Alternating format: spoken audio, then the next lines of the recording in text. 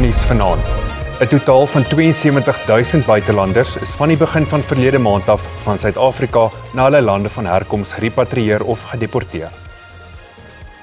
En die hoof van die onafhanklike direktoraat teen korrupsie, advokaat Andrea Johnson, kan moontlik strafregtelik aangekla word nadat dit aan die lig gekom het dat sy die parlementêre ad hoc komitee in November glo mislei het.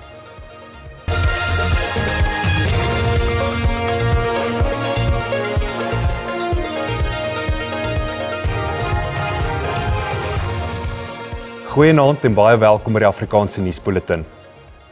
'n Totaal van 72.000 buitelanders is van die begin van verlede maand af van Suid-Afrika na hulle lande van herkoms gerepatrieer of gedeporteer. Dit is volgens die voorsitter van die interministeriële komitee oor migrasie, Mamoloko Kubai.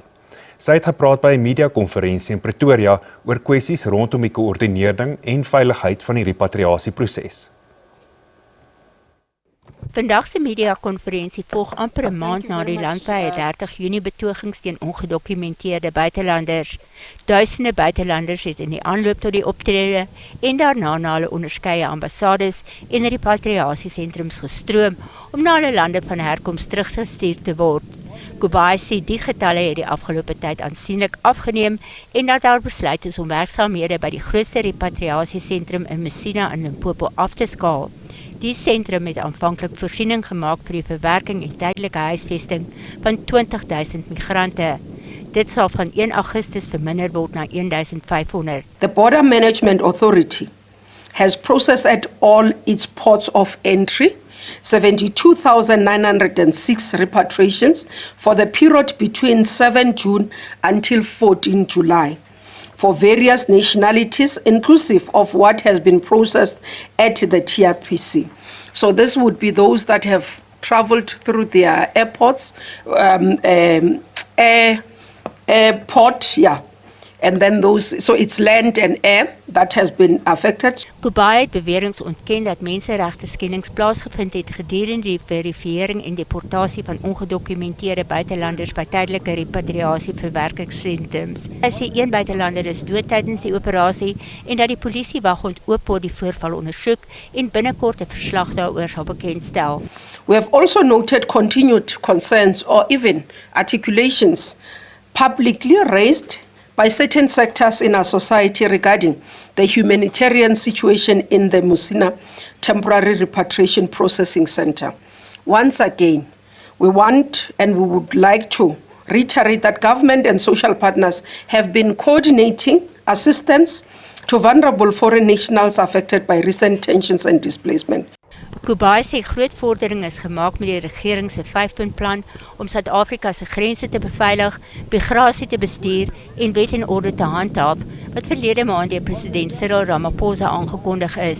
Dit sluit in optrede teen mense wat die land onwettig binnekom, mensehandelnetwerke, syndikaate wat vals dokumente verskaf en onwettige mynbedrywighede. Volgens Kubai het dit gelei tot die inhegtenisneming van meer as 400 verdagtes. Honderde vragmotors wat op die N1 naby Messina, Limpopo gestrand is, het reisvertragings vir motoriste en openbare vervoermiddels veroorsaak. Die agterstand van vragmotors wat verskeie roetes in en buite die dorp raak, word volgens berigte veroorsaak deur die stadige deursoek en verwerkingsproses aan die Zimbabwese kant van die Beitbrug grenspos. Die verkeersopeenhoping strek vir meer as 20 km van die grens af. Proses van vragmotors wat sloer en gebrek aan parkering aan die Zimbabwese kant van die grens het die druk verkeer tot gevolg. Sommige vragmotorbestuurders wat buite die Beitbrug grenspos wag, sê hulle kon slegs 2 km in die afgelope 2 dae beweeg.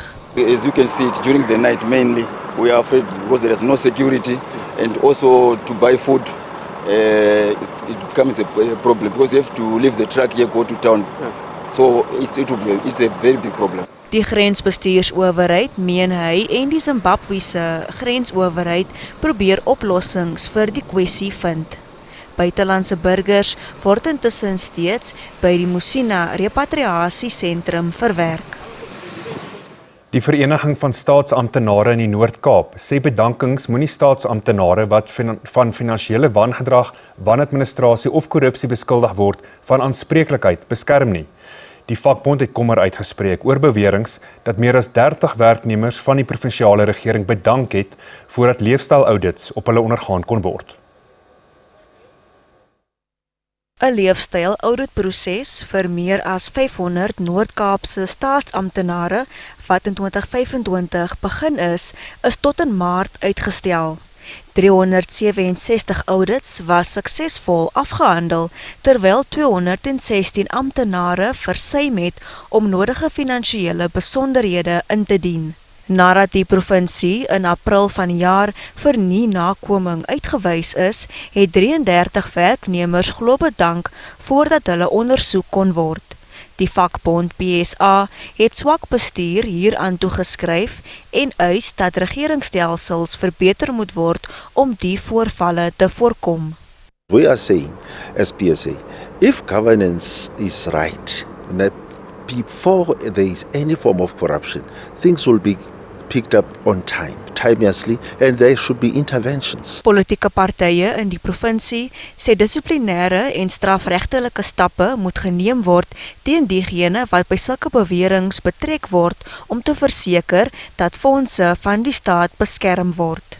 Resignations does not erase accountability, and it also does not hinder the premier or any department to forward those names and those people so that we can have a forensic investigation. There are some things that one thinks one knows, but you can't really say for sure, and you can't say it without proof. Now, having 31 ANC employees resigning from their jobs to prevent a lifestyle audit, that seems to confirm what one thinks one really knows already. Intussen meen die meerderheidsparty in die wetgewer dat hy op die aantuigings sal kommentaar lewer sodra hy al die feite het. We also don't want to cast aspersions, against members who have exercised their rights, by resigning. We don't know. And I don't want to speak about that because we don't have a report. Once we have a report, we are then able to give you a full view of the ANC. Die SAIK het intussen na die kantoor van die direkteur-generaal vir kommentaar uitgereik, maar geen antwoord ontvang nie. Die hoof van die onafhanklike direktoraat teen korrupsie, advokaat Andrea Johnson, kan moontlik strafregtelik aangekla word nadat dit aan die lig gekom het dat sy die parlementêre ad hoc komitee in November glo mislei het. Die komitee ondersoek beweringe van politieke inmenging in die polisie. Tydens haar getuienis voor die Madlanga kommissie verlede week het Johnson verskeie toegewings gemaak, onder meer oor die aanstelling van die BMW-ingenieur Denayo Mokwele as brigadier in misdaadintelligensie. Sy het egter later haar getuienis teruggetrek en om verskoning gevra. Wat vandag bekend staan as die onafhanklike direktoraat teen korrupsie het in 2019 as 'n tydelike eenheid afgeskop. Die totstandkoming daarvan was 'n direkte reaksie op bevindinge van die Zondo-kommissie van ondersoek na staatskaping. Die direktoraat se funksie was om hoë profiel en komplekse korrupsiesake te hanteer. In 2022 is die aanvanklike tydelike struktuur permanent gemaak en is die naam verander soos wat dit vandag bekend is. Anders as sy voorganger, beskik hierdie organisasie met sy aanslag op aanklagte oor volle polisiebevoegdhede en gespesialiseerde ondersoekers. Die afgelope week het die direktoraat skerp onder die soeklig gekom toe sy hoof, advokaat Andrea Johnson, by die Madlanga kommissie in diepte oor die organisasie se interne werkinge uitgevra is. Sy is geen nuweling as dit kom by korrupsiebestryding nie. Sy het vir die hoog aangeskrewe skerpioene gewerk totdat dit in 2009 ontbind is. Daarna het sy senior poste by die nasionale vervolgingsgesag beklee. In Februarie 2022 het Johnson die leiersels by die direktoraat oorgeneem. Verlede week het sy 2 uitmergelende dae voor die Madlanga kommissie deurgebring, waar sy die organisasie en haarself moes verdedig. Die 56-jarige Johnson het verskeie toegewings gemaak en daar het ook teenstrydighede na vore gekom tussen wat sy aan die parlement se ad hoc komitee gesê het en wat sy aan die kommissie meegedeel het.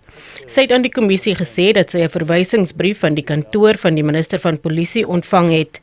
Tydens haar verskyning voor die ad hoc komitee het sy egter getuig dat sy nie daarvan bewus was dat die parlementslid Fadil Adams 'n klag by die minister se kantoor ingedien het nie. So you're not aware that this complaint was being laid also with the Minister Mkhunu at the time, and in turn that he was referring it to the police? Not at all, Honourable Chair. LPS op die komitee het kennis geneem hiervan. As we speak here in the ad hoc, the head of IDEC is giving testimony on the statement she delivered in the ad hoc committee. And she has just considered that she misled that committee.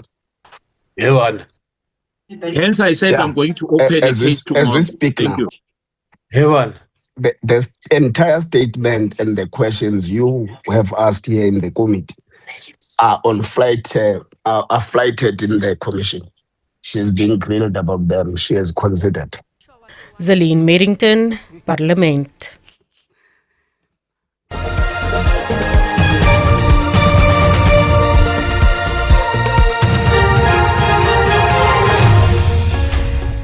Die African Transformation Movement of ATM sê hy het sy regspan opdrag gegee om die konstitusionele hof te nader vir duidelikheid oor die Wes-Kaapse Hooggeregshof se bevel wat die afsettingskomitee se werksaamhede tydelik opgeskort het. Die party het die artikel 89 afsettingsproses in die parlement begin.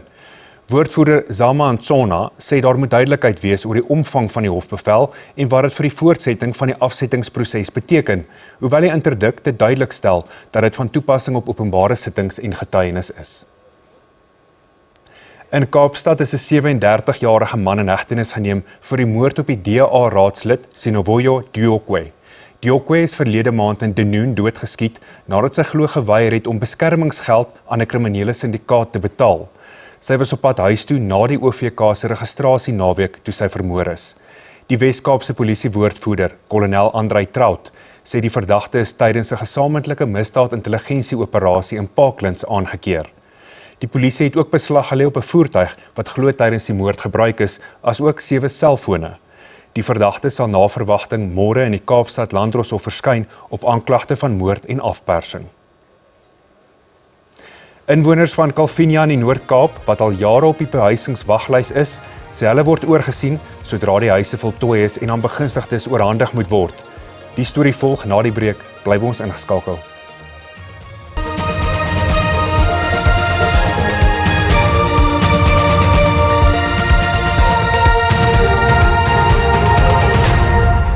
Baie welkom terug.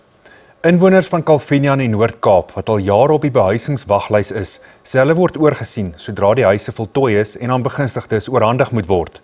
Die provinsie bou 4000 eenhede in 5 distrikte in die provinsie as deel van die R1 miljard behuisingsprojek wat in 2024 deur president Cyril Ramaphosa begin is.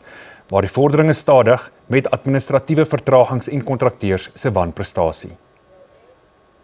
Sims was vir 8 jaar op die Anta munisipaliteit se behuisingslys voor haar droom waar geword het. 'n Huis van baksteen en sement, 'n warm plek vir haar en haar gesin. Nou wat ons in die nuwe huis bly, is dit nou baie gerieflik en is warmer. En die ding is, toe ons in die hokke gebly het, was dit mos baie koud. Want die hokke is mos nie volledig toe nie, daar is gate. Soos nou op die oomblik was, nou bly is warmer en ek is bly vir die huisie wat ek gekry het, want die ding is so, ek het eens verwag ek gaan 'n huis kry nie. Dit was ook die Here se genade. Maar ander was nie so gelukkig nie. Sommige inwoners wag al dekades en is woedend oor wat hulle noem die manipulasie van die behuisingswaglys. 71 jaar, my man is 10 jaar dood.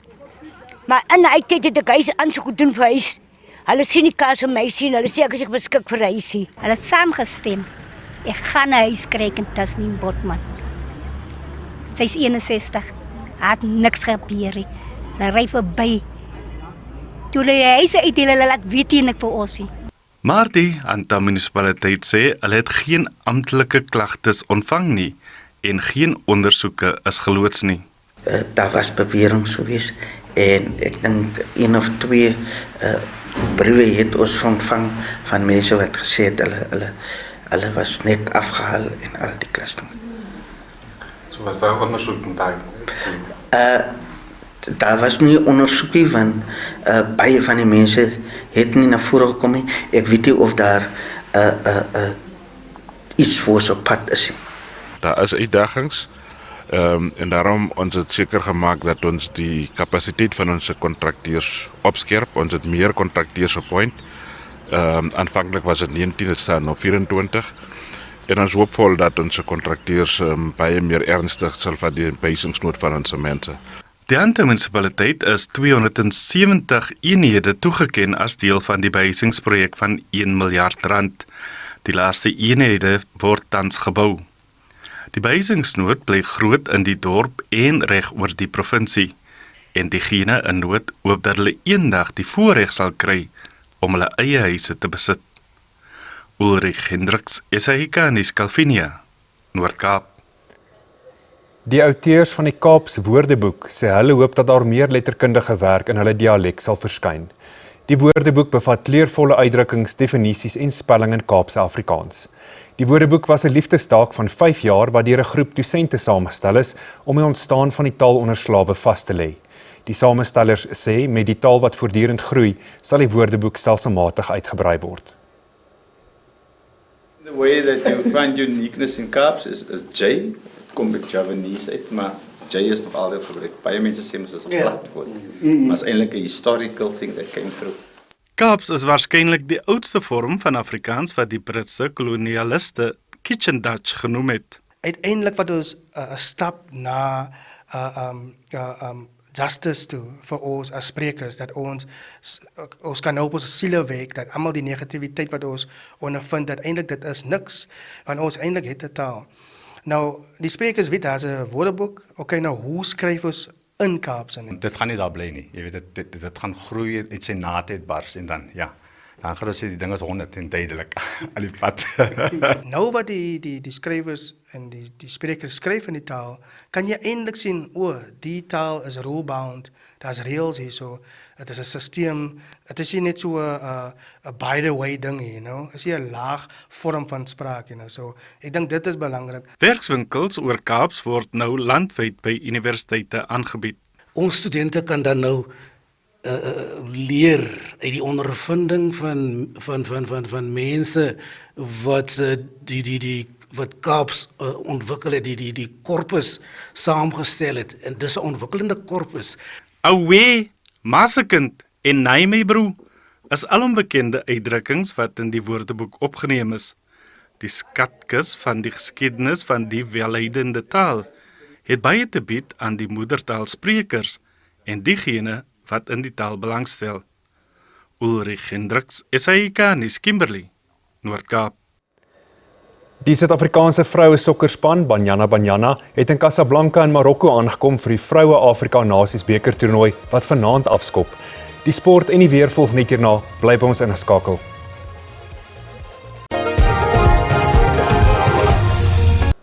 Die Suid-Afrikaanse vroue sokkerspan het in Casablanca in Marokko aangekom vir die Vroue Afrika Nasies beker toernooi wat vanaand afskop.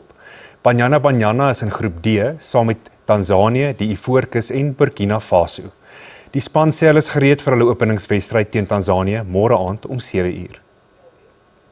We looked at 2022 of the squad that we had, you know, the players that, like, for example, Mkholang Motau, Talia Smith, you know, Bonge Kagamedi were not regulars, but they could come in and make a huge impact and started some games. And, you know, we looked at the squad last year and we decided, you know, we needed to go with a lot of experience, but a lot of youth as well. You've got senior players who've been in Banyana for a long time and who've got all the experience, and you've got international players. So that blend comes in quite in nicely.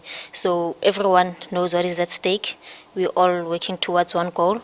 So we have to bring our characters, we have to bring our experiences, whether young or old, and we have to make sure that the team comes first.